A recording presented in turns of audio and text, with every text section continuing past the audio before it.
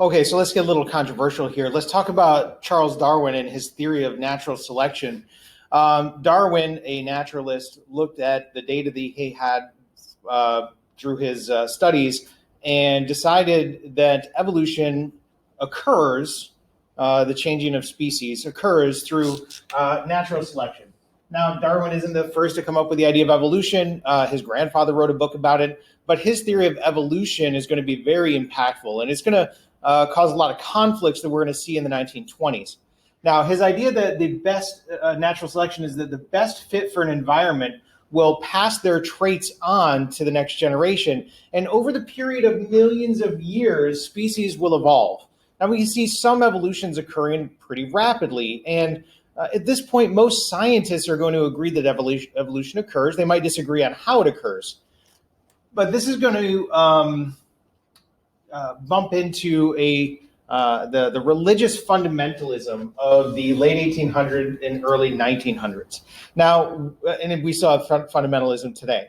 Religious fundamentalism is this idea of a literal translation of a sacred text. In this case, in a Christian fundamentalist organization, that is the Bible, right? So when we hear a story about Jonah being swallowed by a really big fish, that's not some metaphor. It's not a story.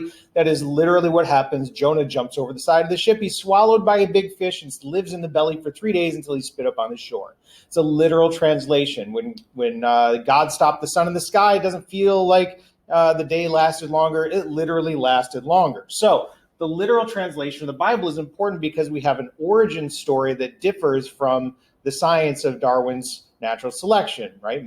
Adam and Eve were created out of whole cloth, the dirt, basically. Also, fundamentalism, you can only read the Bible and get it to about 6,000 years old, but we just said it takes millions of years for Darwin's theory to work. So what this does, it's going to conflict with natural selection, and we're going to have this fight between science and religion that starts in the early 1900s, is going to last even to the modern era.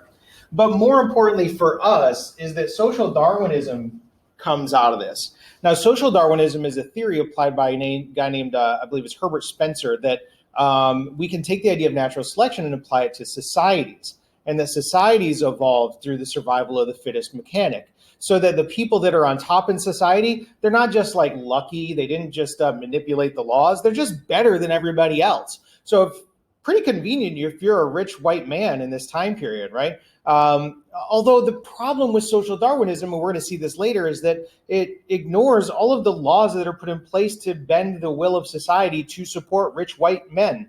Women couldn't vote, for example, or in the Jim Crow South, black men couldn't rise to the top because they'd be lynched if they spoke too loudly, or they couldn't even get a loan to start a business in the first place. Now, there's going to be exceptions to all of this, which the people that support social Darwinism will say, see, the best rose to the top. But for the most part, the society was bent to the will of the white men, and they claimed it was social Darwinism.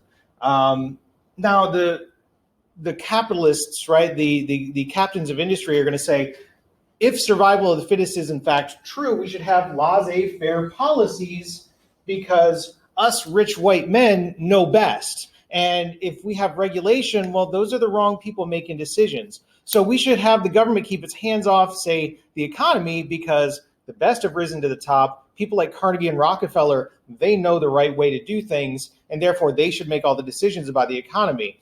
It also suggests that the government shouldn't be in the business of supporting people that are poor because they're just not the best, and we need to pass the best traits on to the next generation, not those bad immigrant population ideas.